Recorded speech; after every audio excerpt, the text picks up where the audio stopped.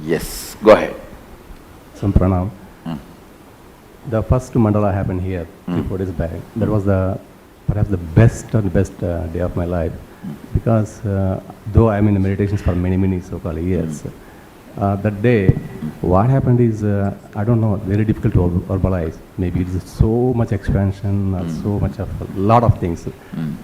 It's something like, though I'm not into drugs, but it's something like a terrible, if somebody drugged or something. Then the whole process, I'm so much into that. Then we said, let's settle down and just you left. It went on almost 1 hour, maybe 1.5 hours. Then everything gone down and up. So what exactly happens? The real intense conscious Kundalini experience has happened.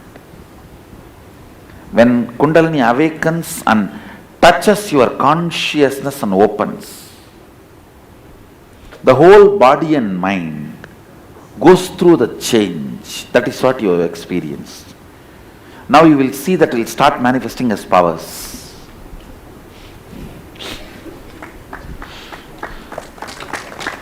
Agora. Yes, go ahead.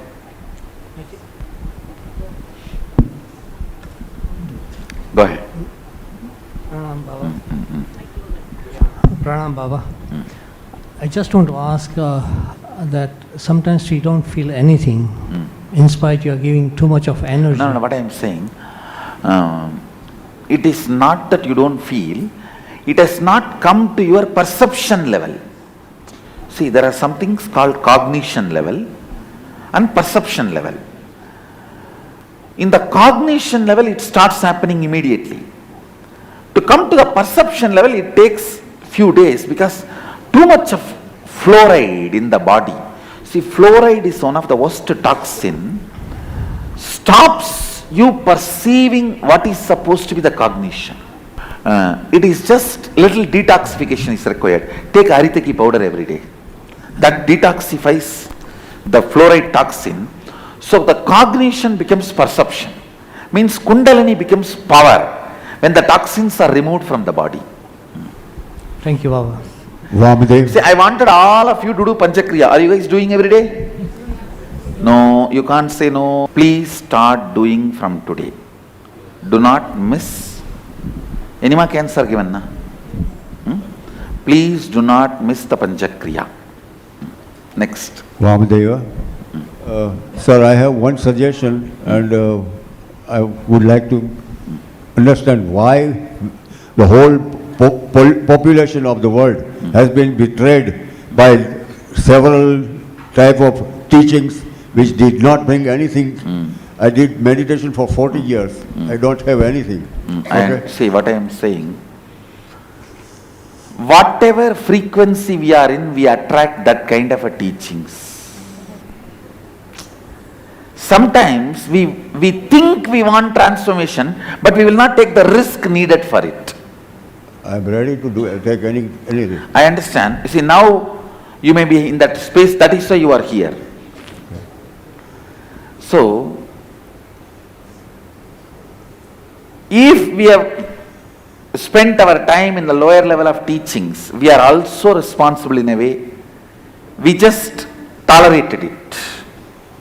I have no other choice. I understand. Because I don't have that much knowledge what they have. And they have some power to influence me. I understand. What I am saying, instead of blaming the past, let us see the future. Okay. Go ahead. Okay. Ahora. I have one suggestion. I saw one of your YouTube sending, and which was talking about India having a problem of overweight. Having the overweight. Yeah, like what do you call it? Epidemic. I would like to. I cannot check it. But there is in Indian somewhere teaching that from the vowels and sounds we can control the weight.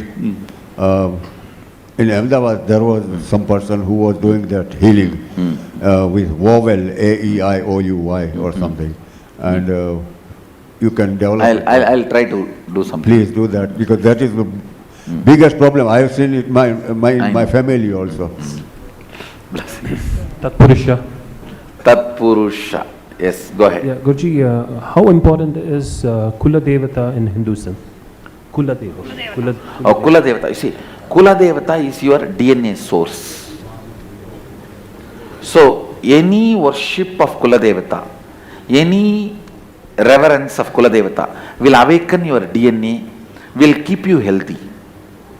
I will strongly recommend at least once a year you go to your Kula Devata temple and continue that ritualistic performances. You see, each one of your family will have their own tradition. Somebody will offer vegetarian food, somebody will give animal sacrifice, somebody will offer non-veg food. Whatever is your Kuladevata practice, do not change, just do it as it is and maintain the Kuladevata worship. It is really good for your health. I strongly recommend at least once a year you go to your Kuladevata and conduct all those traditional offerings and worship. But Guruji, I mean, I think it's like from the source, it's actually divided. So it's like if you pray to the source, I mean, so See what I am saying,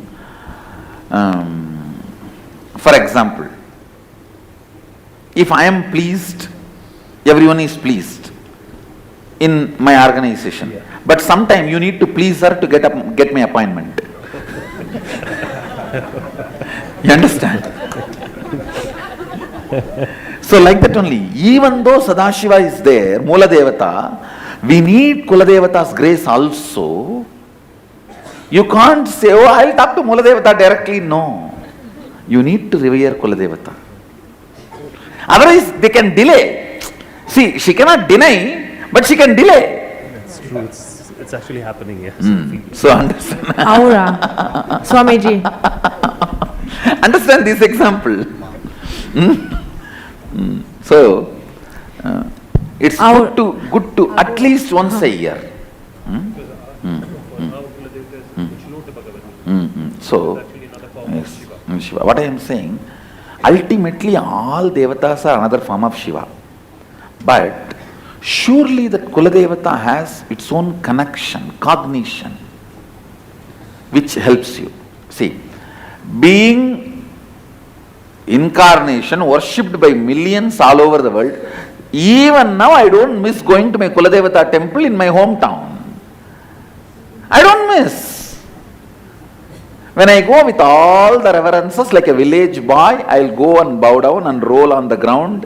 That is a traditional ritual, whatever need to be done.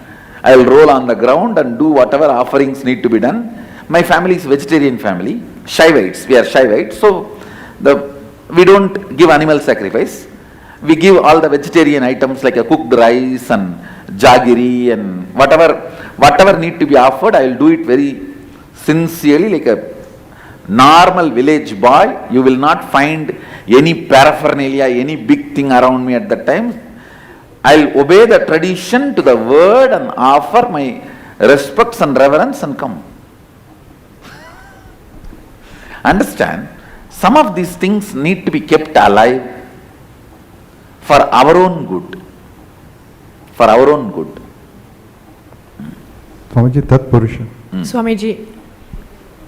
Agura. Actually, sometimes this modern day people have a cultural shock seeing me. See, it is false understanding. The so-called Vedantis have started spreading. Oh, all one Brahman, that is enough. Okay, but then if you see, that is the way actually we lost the grounded and root connection with the original science of living enlightenment. See, most of the so-called Vedantis, if you see, they will say, oh, why unnecessarily worshipping idols, deities and statues and all that. Okay, then why are you worshipping your body so much? As long as we think we are body, we can only connect with the divine as embodied. And Kuladevata is direct source of our DNA. Surely all this has a meaning. Because there are some few Muslims. They kind of ask, I mean, we have so many gods. Please understand, God is not oneness. We are such joyful people. We worship everything. No, to worship something, you need to be joyful. A frustrated man cannot worship. He can only curse. We are such joyful people. We worship trees, we worship plants, we worship stones, we worship hill, we worship river, we worship everything. Sun, moon, everything. We worship. Because we are joyful people. Understand? God is not one. Oneness is God. God is one. Religions are the source of all problems on the planet Earth. This God is one. Those religions are the cancerous.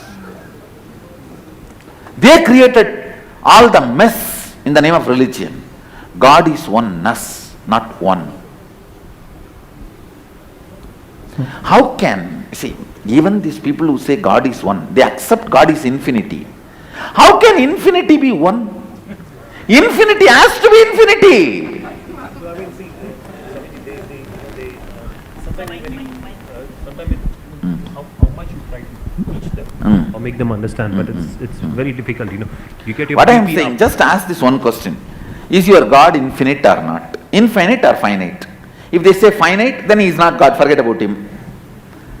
If he is infinite, then how can infinity be one? Infinity has to be infinity. It's a fundamental logic of infinity. What is the logic of infinity? Logic of infinity has to be infinity. How can infinity be one? There ends.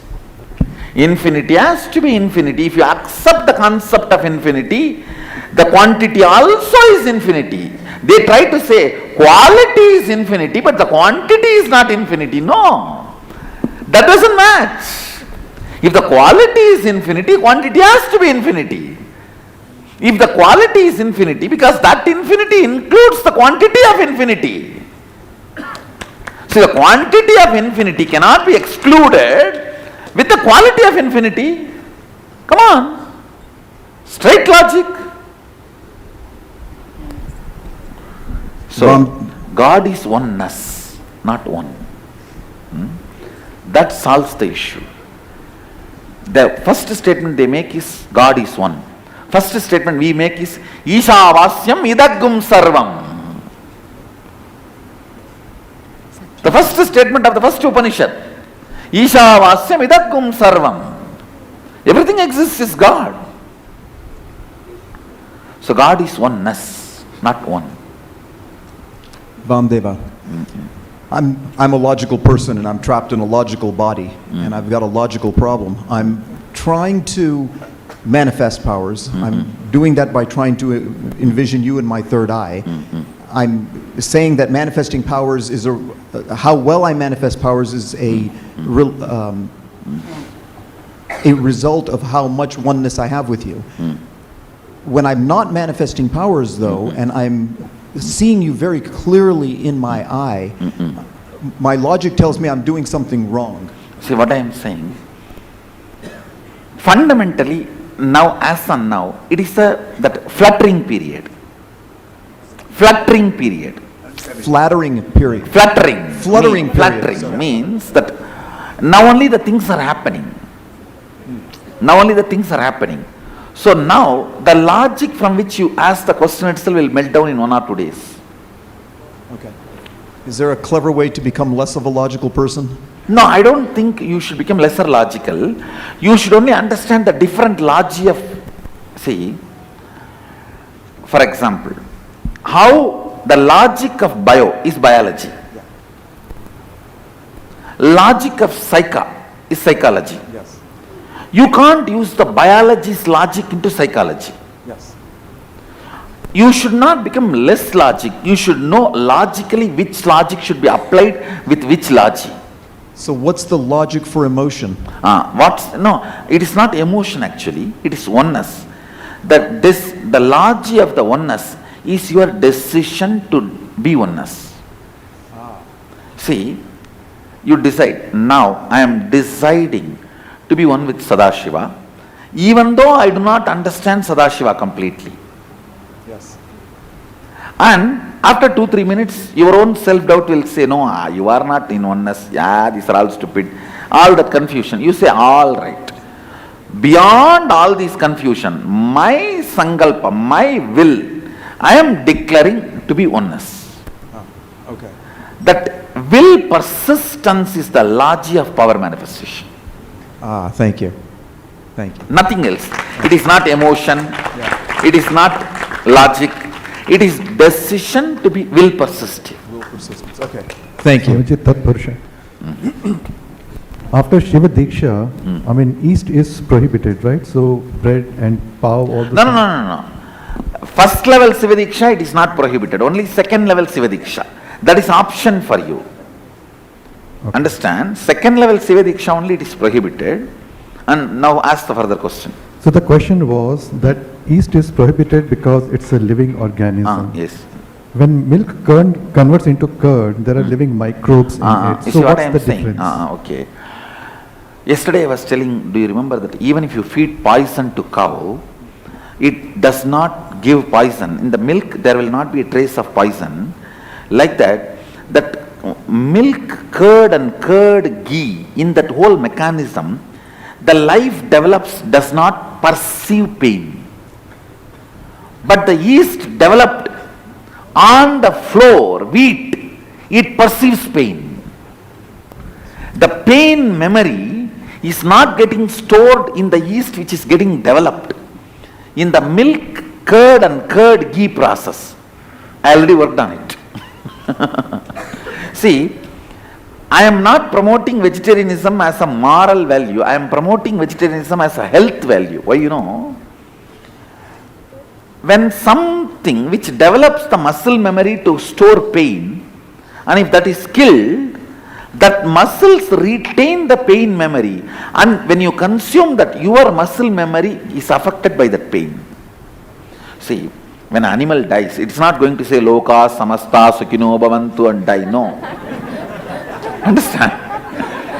It's going to release all the deep exploitation feeling, that anger, fear, being exploited, all that toxic memory will be in that muscles. When you consume, your muscles will be prone for depression and those toxic experiences. So the somaras which devatas used to have, it used to, give them a high. So was it a high like Aushad or was it a high like a wine? And if it was like a wine, why is Surapan prohibited after Shiva Diksha? No. But first thing, the Surabana or Somabana is not prohibited in Shiva Diksha. They do not actually disturb your health. Our masters are not against the feeling high, they are only against feeling high by destroying your health. See, the alcohol disturbs your liver. If it does not disturb your liver and reduce your longevity, we don't have a problem. In Somabana and Surabana, both, it does not disturb your your liver. It only works on your intestine and brain, puts you in high, actually you become healthy. Okay, so the reason for this question was... I am actually going to revive that whole Somabana science. That's the only way I am going to de-addict them. No, next generation cannot be de-addicted if I don't release the alternative. I am working on it. Yeah, but the logic of my question was... No, if there is no alternative, the next generation is not going to be de-addicted. I am very clear. Yeah, so the reason I asked this question was, I don't spend my own money on liquor and wines, but for company jobs, once in a while we have to entertain customers. Let's say once or twice in a month. What I am saying, if you take the second level Diksha Vishesha Diksha, better to avoid. Otherwise, don't take the Vishesha Diksha. Okay. Satyavadanta. But bending the rules, I never promote. Clear, right. Then you see, once you start bending the understandings, we lose respect for the whole tradition.